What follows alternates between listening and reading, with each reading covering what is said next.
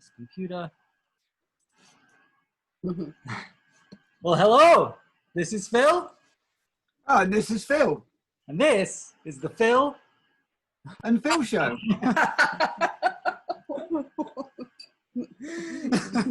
I wasn't quite ready for that intro, so here we are. We're live again, and we're bringing you the Phil and Phil experience. So buckle your seatbelts and get ready for a good ride. But 3 hugs from Phil. Yeah. Well, a minute ago, like I said, I was in bed because I was like pretty tired. So on Wednesday, I had this tooth out, this wisdom tooth. I'm gonna show it to everybody because we all like to see, a little bit of gruesome. I cleaned it. I did wash it. Got a bit of bone on there. So this tooth has probably had a little. It's like way back. So I've been trying to clean it, but I just couldn't get it clean. And it's on the heart meridian, so we know all the teeth are on meridians. So I've been having heart issues, and also when you have a bad tooth, it drains your immune system because your immune system is fighting like whatever's going. If there's any decay or bacteria in there, that's draining into the root, so it's depleting your immune system. So this has probably been affecting my health for like at least 3 years. The dentist said. He wanted to save it, but he's like, there was no way because once he cleaned it out, like it was touching the nerve. So if he had put a filling in there, it would have just, it would have just been painful. So this is really good to get it out. So I'm kind of exhausted today from it, but I got no inflammation, no pain. I didn't do any pain medication. Obviously, I did have anesthetic because it was pulling of a tooth, but I've had a lot of dental stuff without anesthetic, but with pulling a tooth, I was like, I better have anesthetic. So, and yeah, so I just did a ton of vitamin C. I did liposomal vitamin C, at least 10,000 milligrams a day for like 3 days. And no pain, no inflammation. Just, yeah. Can I just interrupt and ask you a question there? Jump in. With the vitamin C, how you took 10,000 milligrams a day? How often did you take that, and how much did you take it each go? Probably split into 3 doses through the day, like morning, noon, and night. The great thing about liposomal is it doesn't cause like loose bowel like regular vitamin C. So you don't get that strong reaction. It just absorbs really nicely into the body. So cool. Yeah. Cool. Sometimes you got to take strong measures. I was like, I got to keep my immune system strong because it's obviously there's a lot of healing that needs to go on. I got a stitch. I got to have a stitch taken out on tomorrow. So yeah, so it's funny. So when your dentist pulled that tooth, did he scrape the empty socket round as well? He cleaned it all out. I don't know exactly what he did, but he couldn't, like, because it was so far, it was so close to my sinus. Yeah. he couldn't do a plasma. So when it's another tooth, they can do plasma. So, which is your own blood spun like platelets, I think. Is that what they call it? Yeah. So they spin it and then they put it back in for healing. But because it's so close to the sinus, he couldn't do that because those platelets could go into my sinus and cause a problem. So he just had to clean it all out. So then tomorrow he's going to put a laser on there and just make sure there's no leftover bacteria and stuff. So, but he's pretty progressive. He's a regular dentist, but he does things. He doesn't do mercury or anything like that. He's very educated in all biocompatible materials and all that stuff. So, yeah. Oh well, that's cool, Phil. That's really great, isn't it? Yeah. In England, to try and find someone like that is really difficult. Yeah. Well, what he said, he's like, there's some bad dentists in Europe. Like, he's just like, the dental care there isn't really good at all. He's like, no wonder you're terrified of dentists. I went to have some dental work done when I was in Australia, and I opened my mouth, and the dentist laughed, and he said, "You're English, aren't you?" Wow. Just because I opened my mouth. And he looked inside, and they know that you're English from the state of your teeth. Wow. Yeah, I was like 6 years old. My mum took me to this dentist, and he gave me 6 mercury fillings. Like, it's the most ridiculous thing. Like, I was 6. I mean, like, it just doesn't make sense that I would need that many fillings at that age. You know, those teeth were probably what, a couple of 3 years old or something, you know? Yeah. Doesn't even make sense. So just money, you know. So, and then that, you know, mercury, talking about mercury, that then drains in the system. They were in my body till I was about 20. So like 15 years, I had mercury fillings in my body. Obviously, to begin with, it was off-gassing in the beginning, then they settle, but then later on, they start to break down and go into your body. So I had them out, not very good job. You gotta be really careful about taking them out. You're supposed to have a dam, you're supposed to wear oxygen. I didn't do any of that. The dentist that took them out really didn't do a very good job.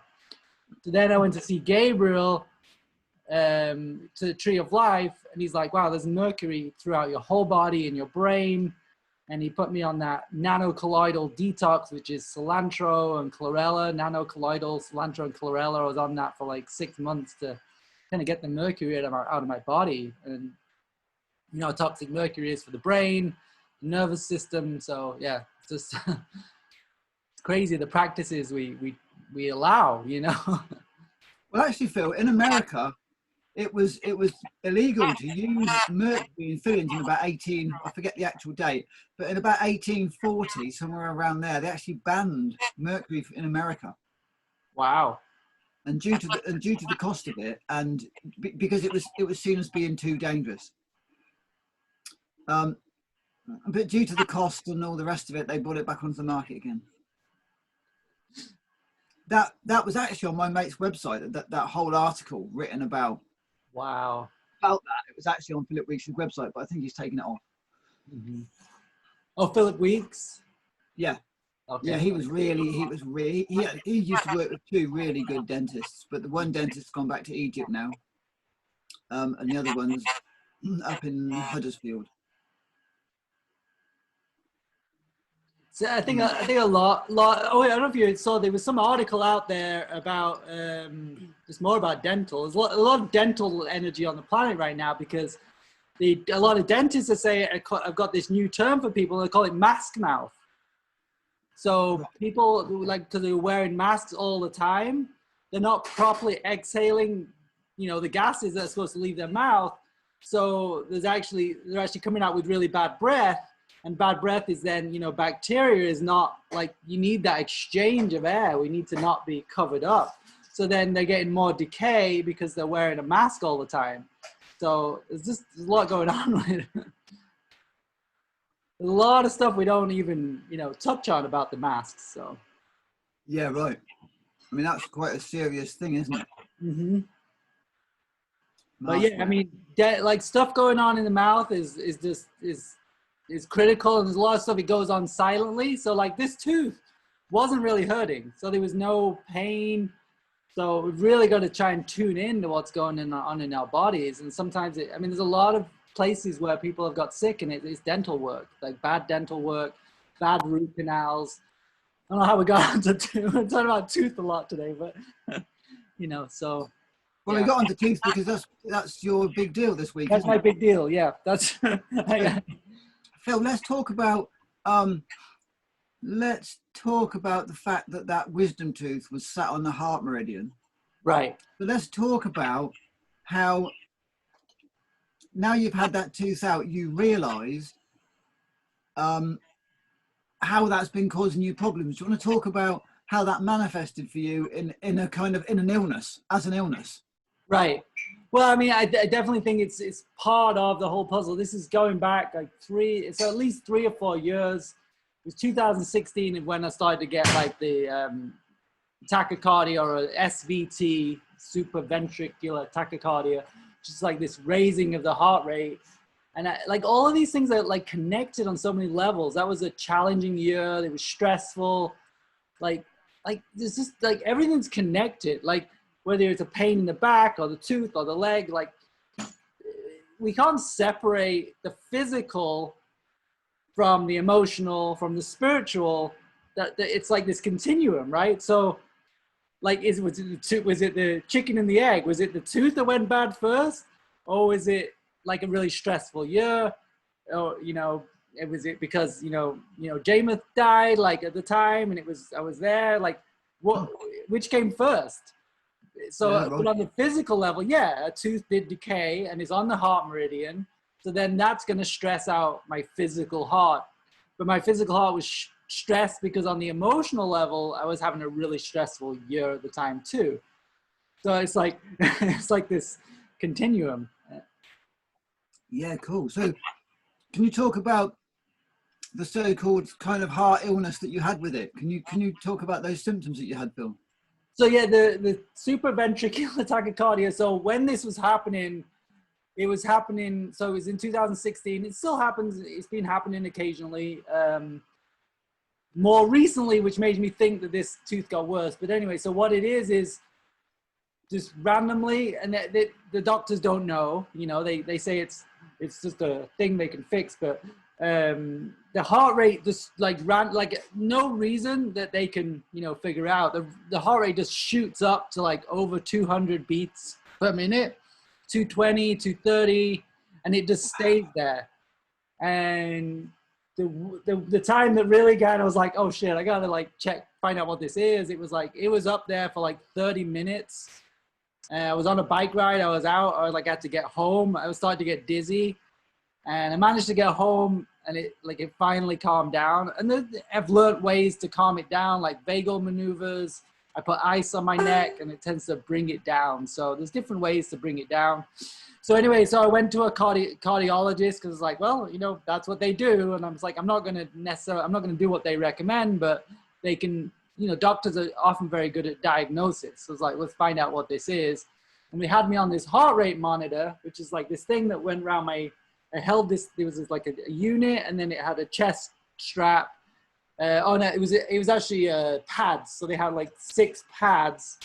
That was like a radio frequency. Probably not healthy to be wearing this thing for a month, but I did. And it sent out like a frequency to the doctor so they could try and capture when it happened. And then they were able to get a reading. So I was like, this is when it happened. And then they were able to look at, like, I've got the data in a file somewhere, and you can see like the heart is just like freaking crazy. Like the beats are like this, like normal heart, it's like this, but it's just like up, down, up, like really, really fast. And so it's just like, so it's, they think it's like a nerve problem in the heart, and their solution is 2 things. It's, they take a catheter and go up through the groin, all the way up into the body, right, to the heart, right? Then they give you a stimulant like caffeine, like some sort of caffeine, which sets the heart off. Then they look at what nerve is stimulated and they burn it. It's called cortation. What's the word? Cauterize. Susan shouted. So they cauterize your heart. So they do that. So that's one option. The other option is beta blockers for life, which like just keep the heart like stable. These are their options. I mean, we know that heart rate variability is critical for health. Like we don't want a perfectly stable heart. There are times when it goes up. It's just the heart is a natural rhythm. Like depending on what's going on, this is part of life. But they just want to stabilize it, put it into a stable set. And then I was looking up like this process where they burn the tissue, and like a lot of times it doesn't work, and they go in multiple times, and then the person ends up with a pacemaker. So it's like the guy was like, oh yeah, it's great success. And I'm looking up online. I was like, oh, just look at this procedure. And it's like all these people are just like, yeah, it didn't really work. I had it done 3 times. Then I got a pacemaker.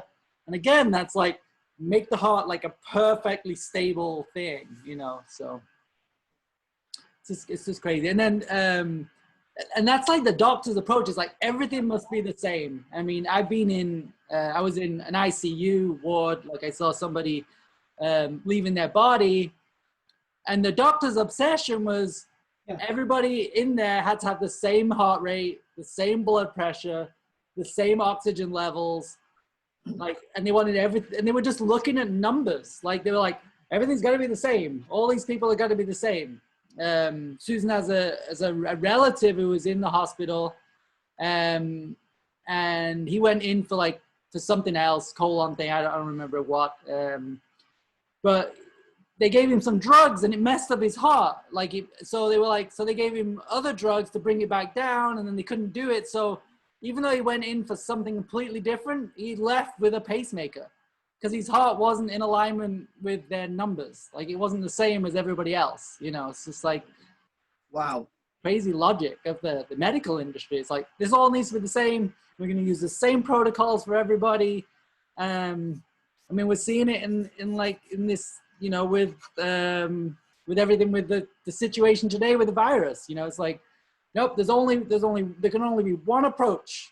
That's it. You're going to do the vaccines and distancing. It's like no other approaches are allowed to be explored. It's like what? I'm on a rant today, huh? Yeah, I mean, we know, right?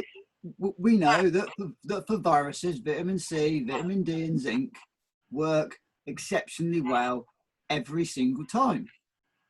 Right. You know, I was listening to a guy talking about vitamin C. It's just really interesting. If you've got a virus that replicates really quickly, then you might need to take vitamin C every 10 minutes. Right. Right? If you've got a virus that replicates slowly, then you can take vitamin C every 1 or 2 hours. Right. In the past, when I've had quite a serious virus from time to time, I've taken it every couple of hours. But now what I know is, instead of taking 2,000 milligrams every 2 hours, if I'd have taken 1,000 milligrams every 10 minutes, the chance I would have got better, much quicker. Mm-hmm. So it's not necessarily about the volume, it's about the time. Right. So how often you do it, as opposed to doing it once, it was every 10 minutes. And I was like, wow, well, you know, that if you've got a virus that's replicating really quickly, makes sense, doesn't it? Mm-hmm. And we're in this world where it's just like, oh, take one pill and you're going to be fine. It's like, well, the natural approach is like, you got to be on it, whether it's taking, you know, garlic or vitamin C, or like, you just got to be on it until you knock it out. Like it's you know, like enzymes, for example. People will say, I took one enzyme 3 times a day and I didn't feel any different. But I remember a David Wolf talk, right? And David Wolf in London said, okay, so the doctor tells you to take 1 pill a day and come back in 3 days. I'm going to tell you to take 3,000 enzymes and come back in a month. Exactly. Yeah.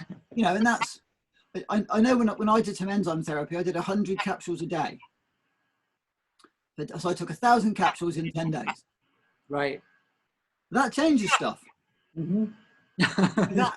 that changes stuff. If I'd have taken 5 capsules a day for 10 days, it wouldn't, I'd have said, oh, it doesn't work. Right. But 100 capsules a day, it becomes life-changing. Mm-hmm. And that's the thing, like, it's like these natural approaches, people are, oh, well, I tried that. It's like, well, what did you do? Well, you know, I had some turmeric once and I was still in pain. I'm like, okay, you know, it's like, these things they're not drugs. I mean, the drugs are extracted from these things in isolated form, but these are a whole food. And, you know, it's like, they've got all the cofactors, but just like taking it once is not gonna heal you. It's like, oh, I tried raw food for a week and I was still sick. You know, it's like, well, you know, you need to do it for at least 6 months, a year, to really experience it and your body to come into balance with it. Well, the other thing there to add in, of course, Phil, is one of the things that I reckon with changing the diet to a raw food diet, plant-based diet, a health diet, whatever, once you start to really get on the health trip, often you get really sick. And that's because actually you're not masking your symptoms anymore. You're not actually covering up what's going on. Your body's actually gone, shit, you know, hey, we can heal now. Well, all the symptoms have just piled out. Mm-hmm. Well, I mean, talking about that, like, with this tooth thing, like, the dentist was offering me pain medication. I'm like, no, I want to feel what I need to feel. And it was surprisingly, there was no pain. But if I had taken pain medication, I wouldn't have known what was going on. The same thing happened when I broke my wrist. Like, they really wanted me to take pain medication. It was interesting because it was really uncomfortable. I just like fractured my wrist, and I took one of those pills, and just because I was like, I wanted to get to sleep. It ripped up my stomach, and it was just like, I'm not doing this. I'm just gonna feel the pain, and go through it. And like, because my body, like eventually your body kicks in, it will create its own endorphins. I mean, of course, we're not talking about like serious life-threatening injuries, but you know, regular injuries, we got to feel that pain and go into it because it's got a message. It's got wisdom for us. It's a feedback loop for our body. Like say, we're matching it. Yeah. The local dentist that I used, Phil, she used I think she used a homeopathic remedy called, I think it was called Traumadil. Mm-hmm. I probably got it somewhere. That was amazing. I had a tooth. She extracted the tooth whilst I had an abscess. Wow. Yeah. She was she's an ex-military field dentist. And she's like, well, I shouldn't do this, but this was like, I don't know what day it was, like on the Tuesday, and I was flying on a Friday or something. And she was going, well, you know, we shouldn't do this. These are the options you've got. Or we can extract it now, but it will hurt. And I was like, well, I've got no choice, have I? And she's like, well, not if you're going to fly on Friday, there's no choice. Right. And I was like, oh, man, I was, I can't tell you the pain I was in. But once the tooth came out, the pain was gone. I had no antibiotics. I had homeopathic remedies. I had no painkillers. I had no meds at all, apart from, you know, the anesthetic. But right. What she used on me was an adrenaline-free anesthetic.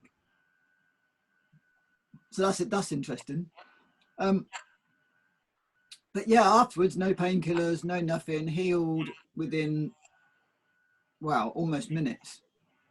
It was really bizarre. And then 3 or 4 days later, I flew. Wow. 12 hours. And, you know, I got there and I just had to remember to rinse my mouth out with salt every day for a few days while I was there. Right. But incredible thing. The body is incredible. It's so incredible. Yeah.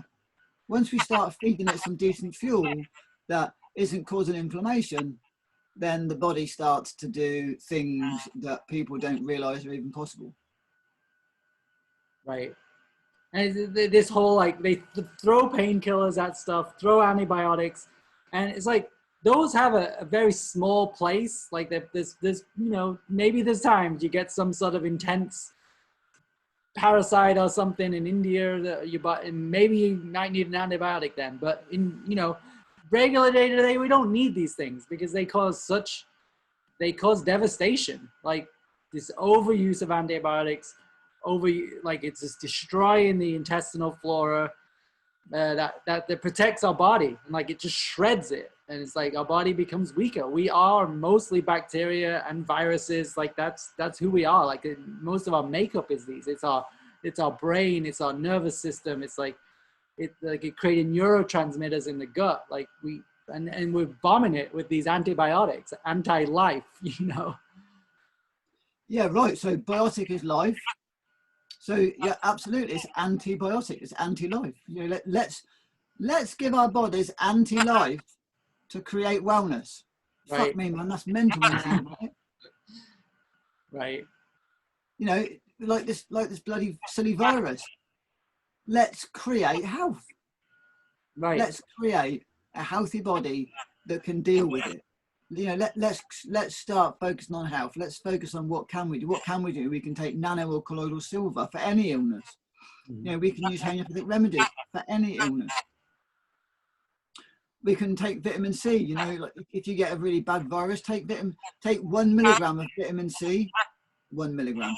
Sorry, 1 gram of vitamin C every 10 minutes for 2 or 3. You know, while you're awake for a couple of days. Mm-hmm. You know, take vitamin D. Make sure go to the doctor, get a vitamin D test done. Make sure your vitamin D test is somewhere between 75 and 75,000 and 100,000 mcgs. You know, make sure you're right up there. Make sure that you're taking zinc. And one of the things I've learned now with nano zinc, Phil, is it goes straight into the bloodstream. It doesn't need to be digested. Right. So elemental zinc has to be digested, but nano zinc goes bam straight into the bloodstream, straight in the body, straight to the point.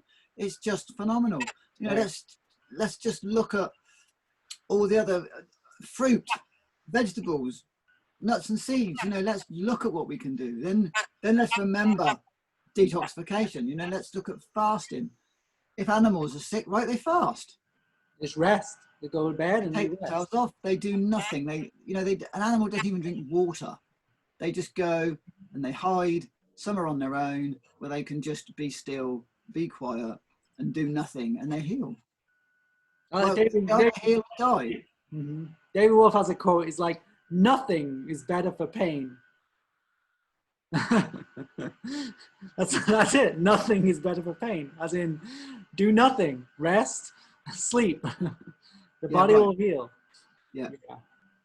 So, you know, what we've got to look at, if someone finds themselves in a lot of pain, there's only one thing going on, it's inflammation. There's inflammation. Inflammation creates pain. Pain is inflammation. So what we've got to look at is why. Why have we got inflammation? And then the chances are that wherever that inflammation is, again, that's going to take you back to an organ. So we need to be treating, you know, so if you've got lower back pain, we need to be treating the adrenals and the kidneys, not the back pain, because the back pain is a byproduct of like adrenal insufficiency, kidney troubles. And when I say kidney troubles, I don't mean serious kidney troubles that the doctor's going to pick up on. I just mean, you know, it's the kidney letting you know. It's like, oh God, I need some water. I'm stressed. You know, I've maybe got some stones or something.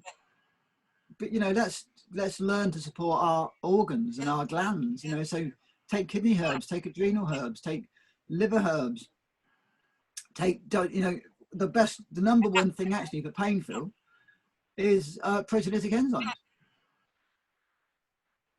I'm just going to let somebody in here. I'm just going to mute him. Hang on. Sorry. Done it. That's my friend Nicola. Oh, I thought I admitted her. She's gone. Oh, there she is. Okay. Good. Hey, Nick. How you doing? Thanks for joining us.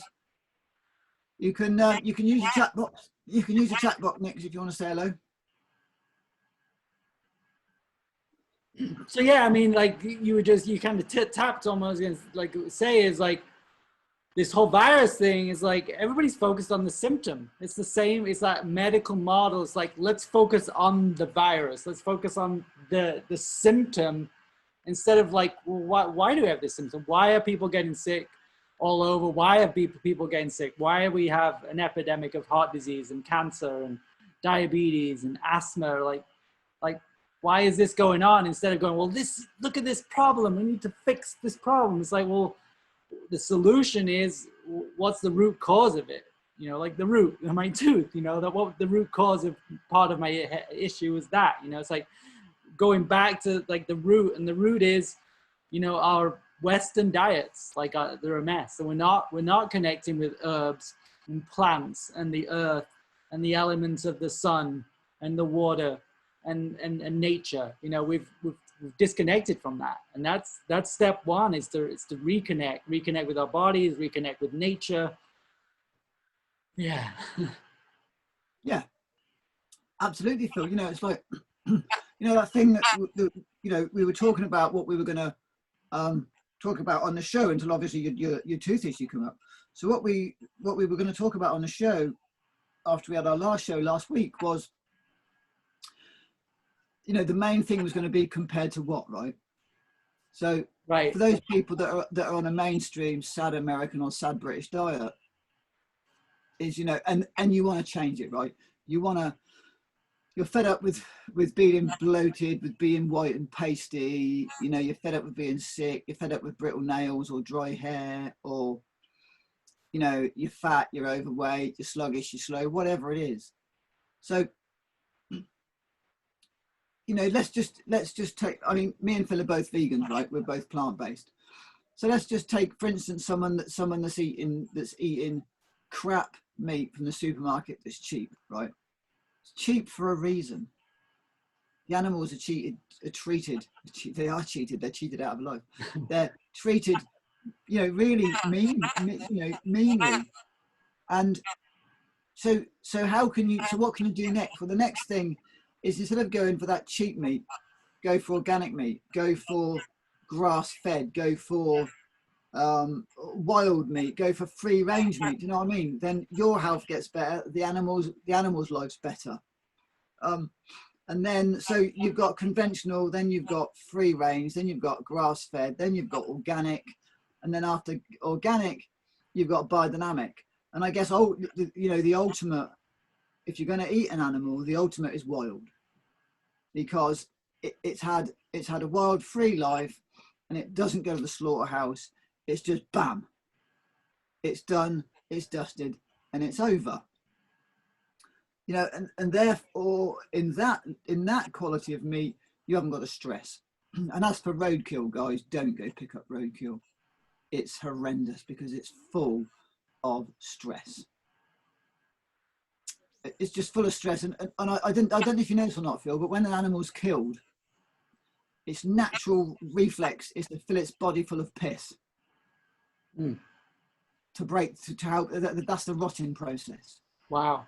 Yeah, So that was my turn off from meat. Was like, I think it was in a book, it was like the taste of meat is uric acid. So yeah, so it's like beef flavored piss or chicken flavored piss or pork flavored piss, which is basically what people are eating. It's animal flavored piss. So you know, there's going to be nothing good out of that for anybody. Whereas, you know, with a wild hunted animal, the death is, hopefully, touch wood, if the hunter's good, it's pretty much instant. I have a lot of respect for people, you know, even though I don't, you know, we don't eat. I have a lot of respect for people who really try and reconnect with the old ways and go out and hunt an animal, and really they do it with reverence. They do it with prayer, like a Native American, and they use every part of the animal, and it's a very respectful process, and they give thanks for the animal spirit. I'm very respectful of that, and I think if you're gonna eat meat, then do it as close to that way as possible. I think it's in reverence, you know, in love, you know. So. And I think it, you know, from my experience, having done that when I was young, is the meat just tastes totally different. And the biggest danger with meat is the stress. You know, the stress, the hormone of stress. Those animals, as soon as they go on that truck to go to the slaughterhouse, they know where they're going, because they're not, you know, folks, they're not stupid, these animals. Right. They have an incredible sense. They have an incredible sense of knowing. They know where they're going. They know what's going to happen, and they're bloody frightened. I've seen it. Yeah. I've seen it. Whereas with wild shot, that doesn't happen. Right.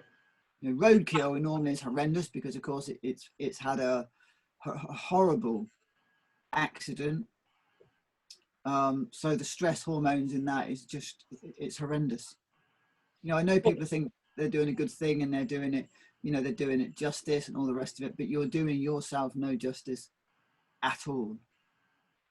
You know, so yeah, just making better choices with the meat, and then we got dairy too. I mean, yeah, I mean, dairy is a horrendous process, isn't it? Really, I didn't realize how horrible the dairy process is for the young calf. You know, I didn't realize that.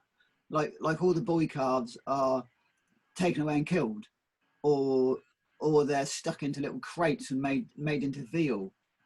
Whereas the little girl cows, of course, are ripped away from their mothers, and then they're force fed and force reared and turned into milking machines. When you got this, you got this industry that, like, these commercial dairies, it's like, it's basically, it's just, you got the stress in the milk, but then you got the energy of, like, basically rape. Like, that animal has been raped and artificially inseminated, you know, to create that, and then that's going to go into the dairy. You know, it's going to go in. So these commercial dairy, I mean, in a way, dairy needs to go first, and you know, there's a lot of, like, addictive properties to commercial dairy. It's out of balance in the omega fatty acids. It's really not a good food, and, like, you're probably better off getting rid of dairy first if you can get off the addictive properties, and then, you know, and then work on your, you know, meats and stuff like that maybe later. So. Yeah, that's a really interesting one, isn't it? Because so in the world of biodynamics, right, Phil, there was one German researcher, and he was looking at what makes milk so people allergic to milk. So he took conventionally produced milk, and he took organic milk, and found that people had just the same reaction to it. Then he took biodynamic milk and found that the reaction was totally different. Mhm. So the main difference between organic and biodynamic is the organic cows have their horns cut off still. The biodynamic cows always have their horns. And what Wow. they found is the molecular structure of protein changes once the horns are cut off. And it makes the milk much less digestible. However, right, we can talk about milk and dairy forever, and we can talk about allergies, but the bottom line is it's cow milk. It's made for baby cows. It's really bloody simple. It's not rocket science. You are not allergic to cow's milk. You're not supposed to drink it. It's Right. really, really simple. There's no dairy allergy. It's species specific food, and cow's milk is specifically designed for cows. We don't have to sit and argue about this and take a science degree. It's really fucking simple. It's like if you want to eat, if you want to feed your child someone else's milk, just go get some mother's milk, because at least it's species specific. Right. It's not, this stuff isn't difficult. Well, I mean, and after you've, gone out of, been needing milk as a child, part of the allergy that people have, and we're not supposed to, but it is let alone all the hormones and all sorts of stuff in there, is we're not able to, like, we lose that enzyme for digesting milk. So after we're done with that, that's it. You don't drink milk anymore, Lactase. Lactase, yeah. Yeah, so we actually, I don't know what it is for humans. I think it's about 3 to 4 years, and they don't produce the lactase anymore. Yeah. So, and then you stick another species in it, and let's look at cow's milk for a minute, right? They've got 3 stomachs. So how hard is that to digest for a human? It's like impossible. Right. So why would we do this to ourselves? So if you're going to have milk, once again, sheep's or goats, because they've got 1 stomach. It's much closer in structure to the human milk, but it's still, come on guys, it's the wrong species. Yeah, and then like people say, well, there's like in the Indian culture, they've been consuming milk forever. It's like, well, I think Gabriel talks about this. They really don't, like in the traditional, they only have a small amount. It's usually fermented, like some sort of like kefir. So it's broken down, or it's a ghee, which is a clarified butter. And they're using it in ceremony. They're not like the way we in the West is like, when you get a gallon of milk, it's like, the small amount that's mixed in with like all their pot of herbs and dal and stuff like that. It's not like they're drinking glasses and glasses of milk, which we do in the West. We've gone to the extreme. These cultures, it was like, oh, well, small amounts as needed kind of thing. So, and also, Phil, there's the whole thing where if you look at Indian cows, they've all got their horns on. Ah, interesting. They don't cut their cow's horns off. Right. You see their cows not like, yeah, and they can't get that much milk out of them because they're not like it's usually when the cow is like naturally pregnant, not forced pregnancy. So, and then it's also not stuffed full of hormones. It's like they just get a little bit of milk. It's probably done in a nice way. There's an interaction with the cow. So again, there's no stress. It's totally different thing. See, Nicholas said BD cows have cows. Biodynamic. Yep. Yeah. That's what I was talking about. I think just before you came on, Nick, about how they did a test. Some German guy was researching the difference between normal milk, organic milk, and the reaction people have, and the biodynamic milk. And what they found was that once you take the cows off of the horns, okay, I've just got another one in. Thanks, Dilemma. We love you. Thanks for joining. Thanks, Dilemma. Have a good night. Thanks, cuz. To bed. And what they found was the protein molecular structure was very different with the cows with horns on than the cows without horns. So yeah, so that's what I was just talking about, Nick. So Nicola lives down in Forest Rowfield in England, which is one of the biggest Rudolf Steiner communities in the world. Oh wow! That's And so cool. she's trained in what they call Botma gymnastics, which is basically like spatial dynamics, understanding, and Nicola will correct me soon if I'm wrong. It's about understanding body awareness in spatial time. Wow. Yeah, it's quite amazing. So, but the cows have to be kept pregnant artificially to produce milk, and they take the calves away. Terrible crying. Right. So yeah, I mean, so this, yeah, what we were talking about is changes that people can make. So we got dairy, we've got meat. What are some other changes? That incremental changes that good things to make, Phil.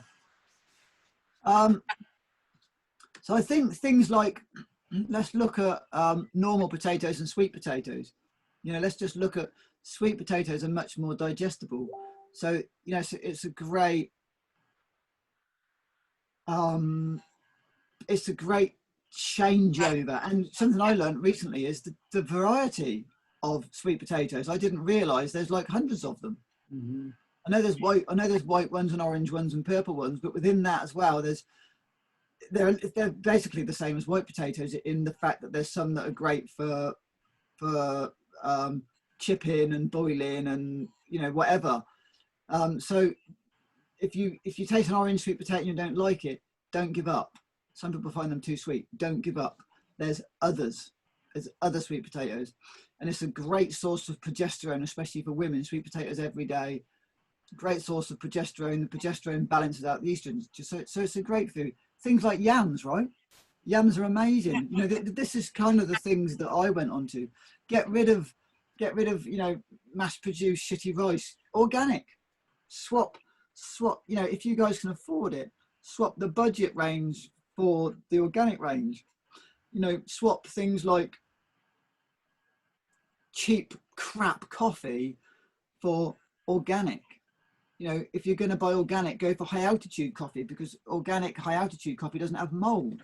If it's grown, I can't remember the height, if it's grown below a certain height, then mold is a real issue with coffee. I didn't know that. Did you know that, Phil? Mm-hmm. Coffee is mold's a real issue for coffee. So if you've got lowland organic coffee, then you can have a mold issue, and mold can really affect the heartbeat. Really, it's like a heart poison.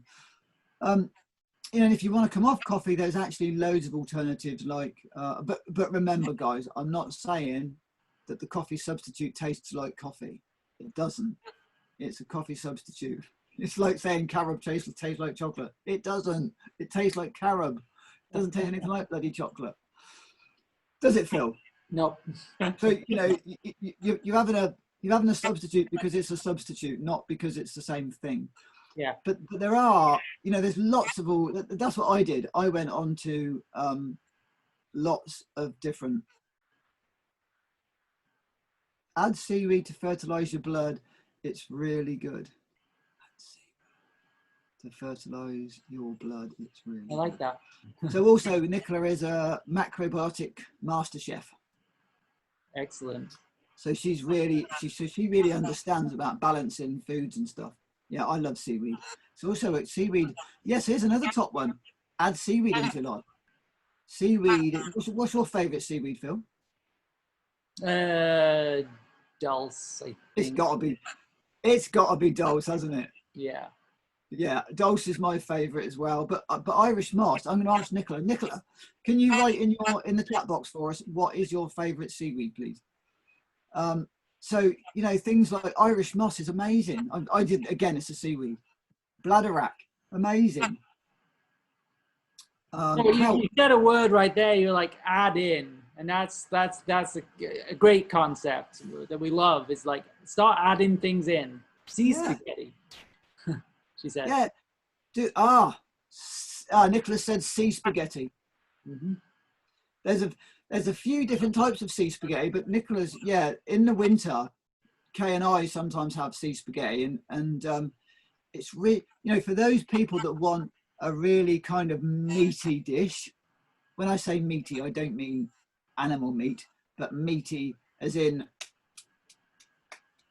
dense, Yeah. then you know a nice warm. That's what Ken and I do is we get the seaweed and we pour warm, not boiled water, but we pour nice warm water on it, and then we might chuck in things like some fresh peas or some sweet corn or things like that, and a bit of miso, and add that in, and it makes a really hearty.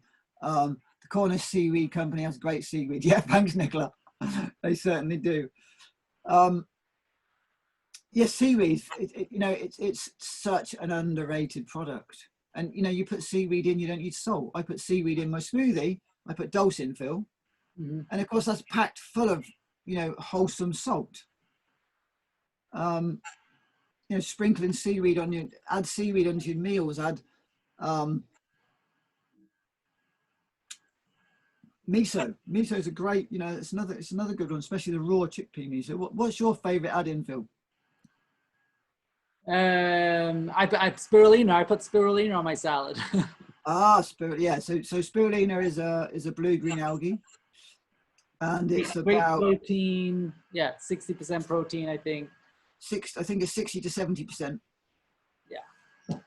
So really that concept of adding in. So it's just like a lot of people go, oh, well, I got to give up this, I got to give up that, and it's like, well, yeah, probably.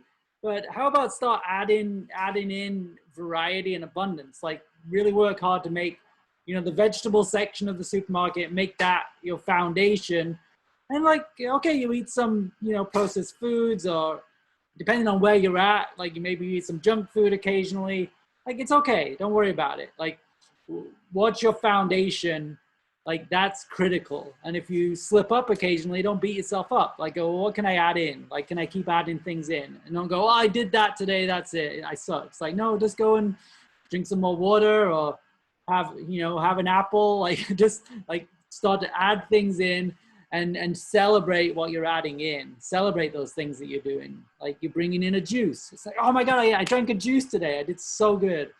And it's like the reinforcement of the value systems, like, oh yes, I did that. And like the next day, like, yeah, I did good, and then you might go off again, so. Yeah, so I think another one, Phil, there, another one to add in is, if people are on about, let's think about compared to what people will say to me. Yeah, but how good's tap water? It's like, well, compared to what? If you're comparing it to Coca-Cola, it's amazing. If you're comparing it to a cup of coffee, it's pretty good. If you're comparing it to natural spring water that you've just gone and harvested yourself, then it's crap. Because then the spring water is amazing compared to tap water. But then spring water compared to a freshly pressed juice, there's no comparison. So, it's what are you comparing what to? And, I picked up this quote from somebody, and it's really important compared to what. So if you're eating organic eggs, man, that's a whole lot better compared to non-organic eggs. If you're going to eat meat and you're eating organic meat, that's a whole lot better for everybody compared to non-organic meat. So I think what we've got to look at is when someone's saying, what do you think to this? It's like, compared to what? This is really, this is really important. Like, so my friend Nicola's put, again, now she's put fermented foods like sauerkraut, etc., plus Jun and fermented drinks. So, you're eating cabbage, right? Cabbage is great.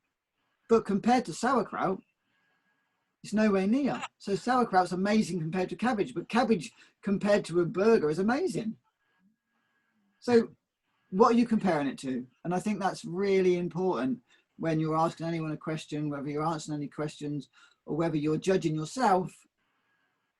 If you ate organic eggs today, you've done really well compared to non-organic eggs yesterday. So I think, I think that's really important, is what are you comparing it to? That's great. I love that. Yeah, Susan and I just made some sauerkraut. It should be ready in a few weeks. So, and that's just, if you can get to that level, fantastic. But if you're not doing that, it's okay. And you can buy sauerkraut now, which is pretty cool. Absolutely. But you know, we like, but it's like that's the best probiotic right there. Some beautiful sauerkraut, a few tablespoons on your salad, just phenomenal. So yeah. What I will say though, for certain people, they struggle with certain fermented foods. Like for me, I can't eat sauerkraut. For me, it's horrendous. right, Whereas I can eat cultured coconuts and certain cultured nuts. I can eat them. mm-hmm. But anything that's sulfury for me doesn't agree with me whatsoever. Right. You know, and that could be the fact that actually I've got excess sulfur from drugs, from past drugs. You know, from pharmaceutical drugs in the past, and I've got excess sulfur, which they lodge in your body, and it's quite difficult to get sulfur out of certain tissue in the body without fasting. So Yeah. I think certain people struggle.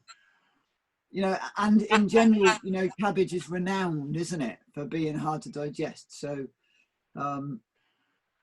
maybe you've got to swap. Coconut kefir is yummy. Nicola's being very busy on this thing. And you can use chia instead of eggs she's adding in, which is very, very true. Certain things you're making, you can use chia seeds instead of eggs. Yeah, I like to ferment the sauerkraut for a long time. Like I'll do like 6 weeks or something. So if somebody does sauerkraut for like a week, like that stuff's kind of hard to digest. I like to do it for a long, long time. Like I've always done a long ferment. So it's because it comes out soft. It's really good. So there's definitely a difference with the way I make it. So when I was in Germany, Phil, they used to reckon on fermenting it for 6 months. Wow, I haven't quite got that far. Because, you know, I was saying to someone, oh yeah, you know, we were making it at the tree and they were fermenting it for X amount of days. And she's like, really? I mean, in Germany, we don't eat it for 6 months. Wow. And it's like, wow. Okay, that's a whole different ball game, isn't it? And it brings into individualization.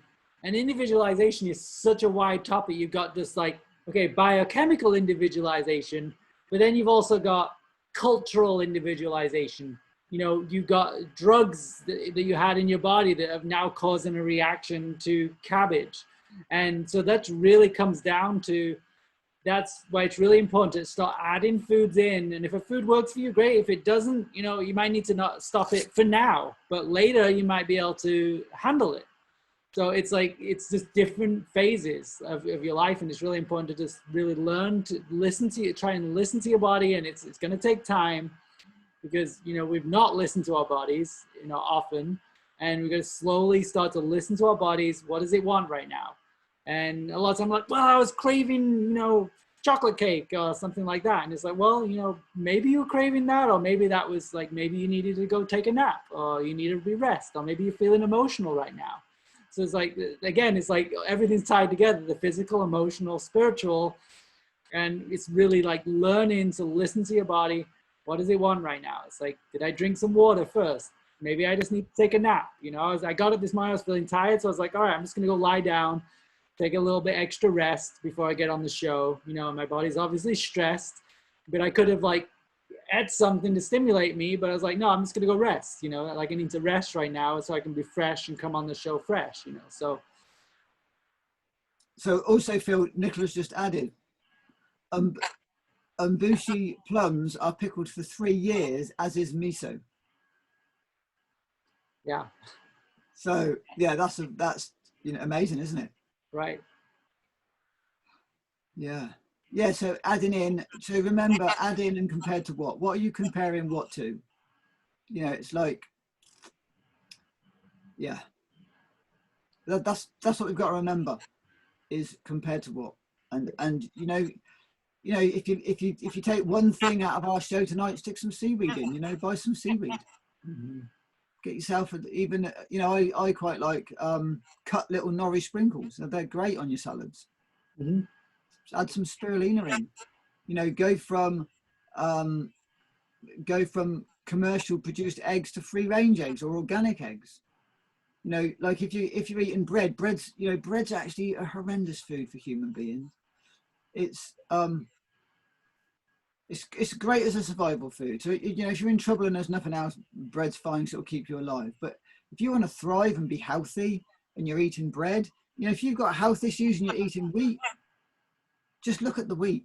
get the wheat out. Get the wheat out. Go for rye or barley. Yeah. Go for rice. I mean, yeah, it's just, I mean, we've destroyed, like wheat. It's a very highly hybridized, highly polluted with glyphosate, all sorts of chemicals. It's just a mess, you know? So it's like, it's not healthy, you know, in any way. So, and it's an irritant. It's an irritant for the body. So. And it's also highly addictive. Mm-hmm. It hits the same, I think Gabriel was saying when I was down there that it hits the same receptors as cocaine. Wow. It lights up the brain in the same places. Yeah. But you know, I mean, it's finding a balance too. So one thing I with my dad, when I got him to start on eating healthy, was the first thing I did. You know, he was a butcher for 30 years, but the first thing I did is like, all right, you need to do food combining. Just like, you know, if you do your bread, just have it with a salad. So he would fill the bread with salad, but he wouldn't eat the meat. He wouldn't put like, you know, cut meat on there. It would just be like giant salad sandwich, or a salad buddy as we call it in UK, and he would just like stuff the salad, and that's what he would eat. But if he was eating meat, he would eat that with a salad. So I think food combining is often underrated as a really powerful tool for somebody to the beginning. My dad had what he called his dodgy stomach, and that like started to go away once he started to just do the simple act of food combining. And as he started to do that, he's like, oh, I like, there'd be more vegetables on the plate to kind of fill okay, he was having some bread, so he'd have more vegetables and more salad. And then the same with the meat. So it's like you'd have the meat, but it's like you'd have more vegetables and salad with that. So it was balancing it out. It was getting that fiber in, getting that full range, but it was like, it was comfortable. It wasn't like, oh, I got to stop meat, I got to stop bread. It was like, oh, I can add in more salad, but I'll just do this simple change of like not making terrible combinations of food. I'll eat fruit first thing in the morning on an empty stomach. Like I'll do that, like these simple changes that we can make that people start to notice a difference, but it's not this total like, okay, I'm going to eliminate and go on a 40-day fast. It's like, you're not going to do that. It's like this gradual thing. And it's like, oh, wow, there's a change there. I notice a change. And talking about change, you were talking about enzymes. Like if somebody starts to add in enzymes are a catalyst. So you start adding enzymes and your body starts to change. So all of these things you're adding in, and the body's like, oh, I kind of like salads. I kind of like fruit. Like it starts to crave those as you start to bring more of them in. So trying to make the journey more comfortable for people, at least initially, before you get into a 40-day detox. Yeah, I mean, also though, you know, remember for folks that if you jump into a detox, you know, some people have died doing it. And it's not, you know, it's not clever. It certainly isn't wise to jump in. You know, we have to, you know, like, it's like going from a meat eater to a vegan, right? It's like going from a standard American English diet to a health diet, right? Be careful, be wise, be sensible. Well, I hate the word sensible. Be careful. You know, think about what you're doing. If you dive straight in, you can make yourself very, very sick or bloody miserable. Yeah. And, you know, that's what you got to be careful of. What people do is they go, oh, well, raw foodism didn't suit me, or veganism didn't suit me, or, you know, this didn't suit me, or that didn't suit me, or the other didn't suit me. But number one is people are doing it with no information. People are jumping straight in and throwing everything out and bringing all this new stuff in. And you know, raw fooders primarily are overdoing it with nuts. And, you know, and I know if you're trying to improve your health with nuts, oh, excuse me, it's going to take a long time. Well, a long time. I don't think it will happen. So that's the reason why I culture nuts, because actually now if I try eating nuts, it's like my friend Nicola just sent me a private message here and said, I overdid the grains, because on Macrobiotics, they're very big into the grains. They're very, very big into wheat and rice and things like that. So she just said, I overdid the grains, now have low stomach acid, much better with minimal grains. I would suggest, Nick, you're much better with no grains. You know, choosing more of the ancient grains, avoiding these like modern hybridized grains. So choosing kind of more the smaller kind of grains or pseudo grains like quinoa and stuff like that. They're more digestible. So. Yeah, you know, actually that's a really, really useful thing to say, Phil, because I actually found quinoa to be a really good transitional food. Not so much now though, because quite a lot of the grain now, you know, quite a lot of the quinoa now is grown in England, and it's like one of the whole reasons why I used to eat quinoa was because it came from South America. And the good thing with South America, of course, is they had all their minerals. Their land was very mineral rich. Our land is dead. And so, you know, that was, for me, that was the whole premise of partly why I ate it, was because we were getting a very mineral rich, mineral dense grain. But you know, is quinoa grown in England is far better than wheat grown in England. When I was a kid, English wheat wasn't fit for human consumption. So, you know, compared to what? In quinoa grown in England is much better than grain grown in England. But quinoa grown in South America is much better than, well, it was. How it is now, I don't know. But it was much better grown in South America than, so it's always, you're looking at compared to what? So English grown quinoa is far superior to English grown wheat. So, you know, compared to what? Always remember that. I think for me, that's been a really good thing to learn and a really good thing to share. A great comment there from Nicola about regenerative agriculture is important. We're only as healthy as the soil. I think there's some great talks by Zach Bush. I don't know if you've heard them. He's really talking about the interaction of us with the planet, and extrapolate on that in terms of, you know, our soil inside, our bacteria, our soil there, and then what we're eating from. And then that balances out the planet. Again, it's like people are like, oh, the climate change or this. It's like, well, you know, the solution is, again, it's what we started with, is getting back to the earth, back to nature. And we start to go, oh, wow, the soil, you know, the soil is alive. Like our bodies are alive with bacteria. Like, so it's the same thing. She likes Zach Bush too. So, but yeah, I mean, it's the interrelationship is just so critical, and we've lost that somewhat. So, and we're all working to get back to it. You know, we're domesticated humans, and we're working to reconnect with the earth and our bodies. We are. You know, I've seen it in my lifetime, Phil, how domesticated I've become, from, you know, being a gamekeeper's son, gamekeeper's grandson, working on the farm, to now being a carpenter builder, working in, you know, not very great environments. It's shocking. Mm-hmm. But, you know, luckily I'm still very much, my work still very much revolves around the weather. So every day I come home and watch the weather forecast so I can see what jobs I can go to when. So, you know, at least from that respect, I'm working. He's going to bed, I think. Well, that's probably a sign. This has been a great show. I think probably time to bring it to close so you can get some sleep, Phil. Yeah, I need an early night, Phil. Oh, I've got to wash my juicer. Okay. I just remembered that. Wash the juicer, and I've got to wash my blender jug from my smoothie that I had with spirulina. Great. My highlight of the week, Phil, was I got a delivery of frozen wild blueberries and frozen mango. Nice. Because in England, it's so hard to get mangoes, right? Especially, well, it's easy to get crap mangoes, but it's so hard to get ripe mangoes. And I thought to myself, well, I'll try some. But you know what? Oh my God.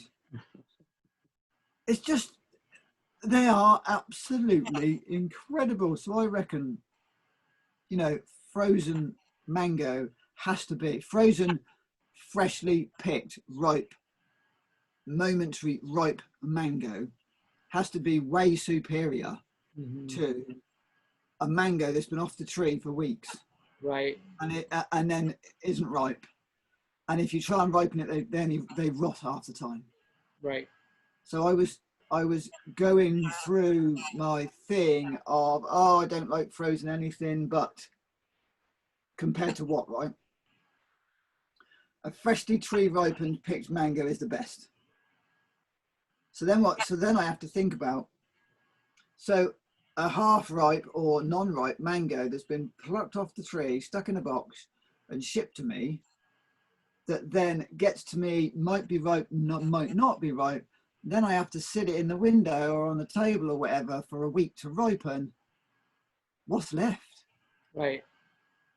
Or frozen mangoes that are picked off the tree at the peakness of their at the peak ripeness, done and dusted there again, straight into the freezer and into my freezer. So I reckon that's the way to go. Right. In that situation, if you want to eat mangoes. Yeah. Which you did. I do. Good. Yeah. So, you know, it's that, it's always, for me, it's always about that comparison. Which do I think is, which is the most beneficial? Which is the best? Right. Better choices. Better. Always go, what can I do better today? Yeah. I like that, Phil. So, what can I do better today? And on that note, Phil, I think, oh, Nicola's got one. Choices. Every penny we spend is important. Who it goes to in the chain. And then she's put small organic farmers. So yeah, the power to the people is actually, the power to the people is in the pocket. Right. So remember, folks, if you're there feeling completely powerless and what can I do? How can I make a difference? Choose where you spend your money, whether it's dollars or pounds. Think carefully. Think carefully. Where's it going to go and who's going to benefit from it? Great. So we want to thank our beautiful audience who've joined us today. Thank you, Nicola. Thank you to my cousin, Dilemma, John. Anyone else who's watching, we really appreciate you watching the show. If you got any comments, feedback, just you know, I'm going to post this on YouTube, so just go ahead and make a comment. Tell us how much you love us or not. yeah, great. Tell us how. Also, tell us how useful this has been, and future topics. You know, it's really, me and Phil like to sit and chat, which is great fun for us. But it's like, what do you guys want to learn about? What do you guys want us to talk about? What do you want to hear us debate? What do you want to hear us share? What do you want to learn about? Do you know what I mean? It's give us information, give us subjects to talk about for you, because we're here as service, right? Me and Phil are having a lovely time. We don't mind what we talk about. So let's be, you know, what we want to do is be of service to you guys, so we can all grow. We can all grow and evolve together. We're not expecting you to agree with us. That's immaterial, whether you agree with us or not. Maybe we can just joggle something. Maybe you're going to go away and have a chat with someone. That's cool. That's fine. You can disagree with us. That's fine. But just remember, let's just keep loving each other, because we have to unite. We have to come together. It doesn't matter what our views are. It doesn't matter what our views are. We have to love each other and stand together. Because, you know, it's healthy. Having different views is healthy. It's good. It's fine. You know, that's what sometimes I might make a statement that's a bit brash, and someone will say, well, is that true? And I go, no. Because they've challenged me. They've questioned what I thought was right. And actually, 9 times out of 10, I can come to my own answer of whether it's, you know, I think me and Phil have had the conversations like that, haven't we, Phil, where we've shared stuff and then gone, no, that isn't right. So thanks so much for watching. We both, I know Phil and I, really appreciate your time, because we know your time is valuable and limited, and the fact that you choose to share listening to us is, you know, it's brilliant, and we're really, really grateful. This is Phil. And this is Phil. And this is the Phil and Phil Show, and you can check us out, philandphil.com. And if you'd like to make a donation, you're welcome to do so. And yeah, please, if you feel to donate, please do. You know, it just helps us. It helps us to be able to do this show and bring more to you. Yeah. And the more of this we can do, then great. So yeah, we really appreciate any of that. Thank you very much. All right.